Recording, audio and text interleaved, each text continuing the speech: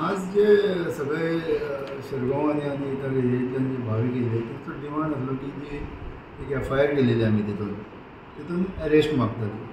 त्या नंतर आमी तिका सांगलें तितून आमी ऑलरेडी पनिशमेंट जे लेस दॅन 7 years असल्या कारणान 41A नोटीस दिलेली आसा तिका आनी 41A नोटीस दिल्या नंतर जर अरेस्ट करपाची गरज पडटा तर कोर्टाची परमिशन घेवपाक जाय. Accordingly we will write to the court. Exactly what कितें जालें तें कितें विशय आशिल्लो तो त्या दिसा एक चेडवान कोणी सोशल मिडियाचेर कितें स्टेटस घातलेलो की ते शिरगांवच्या होमखणा बद्दल आनी तेतून ते नंतर आमी एक FIR केलो ते म्हणटाले आपल्यो भावना दुखावल्यो म्हणून.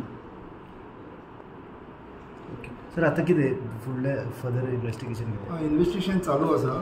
कोर्टाक वेळेर आमी बरयतले आज आनी ज्या प्रमाणे डायरेक्शन येता त्या प्रमाणे फुडलें इन्वेस्टिगेशन चालू उरतलें. सर ते गॅदर जाल्लो क्रावडाचो तेंचो डिमांड आसलो की इमिजिएट अरेस्ट मागताले ते जेन्ना तेंचे डेलिगेशन येयल्ले भितर तांकां आमी समजून सांगलें की डायरेक्शन आसा कोर्टाची त्या प्रमाणे एकदां 41A नोटीस दिली जाल्यार आमकां डायरेक्ट अरेस्ट करूंक मेळना. तशें आज सुप्रीम कोर्टाची गायडलायन्स आसा त्या प्रमाणे तांकां मागीर कन्विन्स जाले तांकां सांगल्या नंतर ते डिस्कस एक्चुअली सर ते चेडूं आसा ते मायनर ना चेडूं एप्रिलान कंप्लीट केली तेणें 18 वर्सां. चेडूं मेजर आसा. सो सद्या तांचो डिमांड की अरेस्ट करता तेंचो डिमांड आसा ते म्हणून आमी तांकां एक्सप्लेन केलां की ताका 41A नोटीस दिलेली आसा ती कंपल्सरी आसा सुप्रीम कोर्टाची गायडलायन्सा प्रमाणे 7 वर्सां सकयली जर पनिशमेंट आसा जाल्यार ती दिवपाक जाय. ती दिल्या नंतर विदावट कोर्ट परमिशन आमी अरेस्ट करूंक जायना.